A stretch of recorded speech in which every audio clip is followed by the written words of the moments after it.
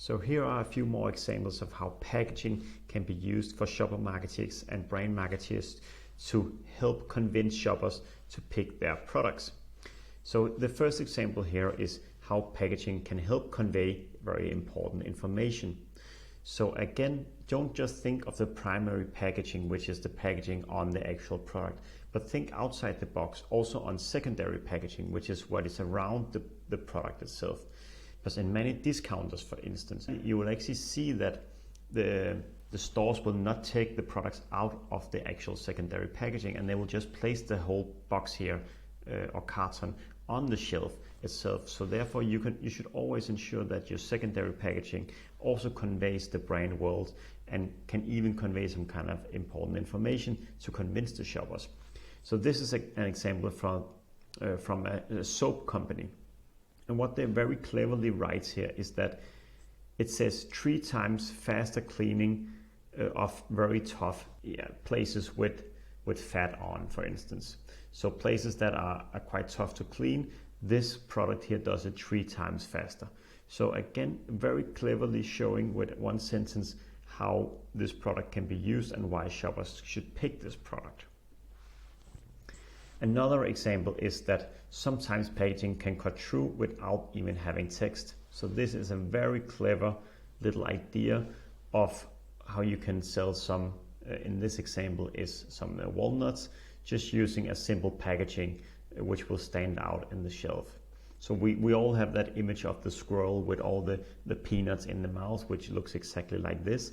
So here again, there was some kind of shopper marketer or brand marketer that created this packaging design, which really stands out on the shelf because you will immediately notice this and it will bring some kind of joy for the shoppers, and therefore this will for sure be something that the shoppers will remember if they see it, and hopefully then also pick it up, because this looks a lot more fun than just a box of walnuts, for instance. Another example is really that you can also use the packaging to show how the product should be used. So I've shown another past example before, but this is just to state the fact that you should really use the packaging to let shoppers know how it should be used, and especially when it comes to this kind of food, because here you have again a very beautiful packaging that is, it looks very premium. It cuts out all the unnecessary clutter that you don't need on packaging. It very clearly shows what kind of pasta it is. It tells that it's spaghetti if you didn't know that, and now you can connect the kind of pasta with the name. It also says very clearly that it's organic pasta, so if you're one that cares about organic food, this is a product for you. And then on the back side, besides all the standard nutritional elements, it also shows the instructions on how to cook it. So very cleverly writing out that you put the pasta in water with a bit of salt. It has to be there for 8 to 10 minutes. You have to stir, etc., etc. So very cleverly if explaining the instructions if, for instance, the shopper don't know exactly how to cook this pasta.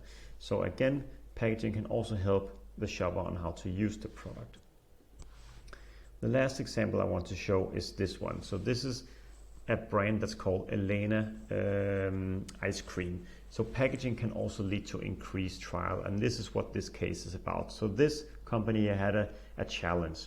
So this was a local company that is known for a quality natural flavors and ingredients. With an increased comfort food consumption during the COVID, the brand was coming from a very high end that year, but they were kind of plateauing afterwards, and they needed a way to lift the sales and purchase across the whole flavor portfolio. So ensuring that people are not just buying the standard flavors that they know, but also ensure that the people will try the different flavors, so they maybe will try the different flavors next time, or maybe even buy multiple packages once they're going to purchase something. So the idea that this company and also the agency came up with was that while Elena's here had big goals for driving the new portfolio of sales, so the different kind of flavors that they didn't have the same budgets as some of the big players to put behind a large sampling to ensure that people will try the products and therefore maybe like it. So maybe they had to find some other way that they could get people and shoppers to try the different flavors so they could sell more ice cream.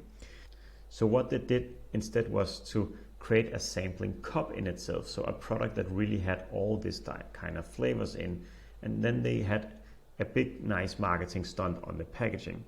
So they disguised the in-store sampling as football therapy, helping Mexican fans deal with the most severe kind of heartbreak in Latin America, a football heartbreak, by designing Elena's 5-flavor ice cream split into the 5 stages of grief.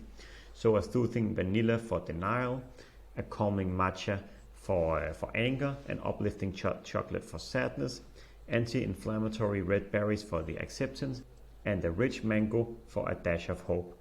So of course, it's not really shown here, they actually showed all of these emotions on the packaging. So this was something that really helped the company to create something that would also maybe get them some kind of media talks afterwards. And it was kind of a PR stunt that really helped the company with a small budget to get out and be noticed by more people than they would just by creating a normal sampling stand.